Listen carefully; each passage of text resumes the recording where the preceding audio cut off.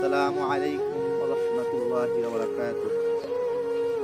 আল্লাহর হাবিব হযরত মুহাম্মদ মুস্তাফা সাল্লাল্লাহু আলাইহি ওয়াসাল্লাম বলেছেন, হুমা জান্নাতুকা ওয়া নারুকা।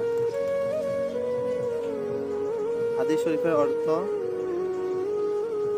তোমার পিতামাতা হতে পারে তোমার জন্য জান্নাতের কারণ এবং তোমার পিতামাতাই হতে পারে তোমার জন্য জাহান্নামের কারণ। আর এটাই বাস্তবতা যে আমাদের বাংলার ঘরে প্রায় অধিকাংশ ছেলেমেয়েরাই, বর্তমান জেনারেশন ছেলেমেয়েরা তাদের সাথে খারাপ ব্যবহার করে, পিতামাতার সাথে খারাপ ব্যবহার করে, পিতামাতার উপরে হাতও তুলে ওদেরকে ঘর থেকে বের করে দেয়। অতএব আমরা যদি জান্নাতে যেতে চাই, পিতামাতার সাথে আমরা ভালো ব্যবহার করতে হবে। পিতামাতা যেন উফ শব্দটাও তাদের মুখ থেকে বের না হয়, এটা আমাদের খেয়াল রাখতে হবে। আল্লাহ তাআলা যেন আমাদের সবাইকে পিতামাতার সাথে ভালো ব্যবহার করার তৌফিক দান করেন।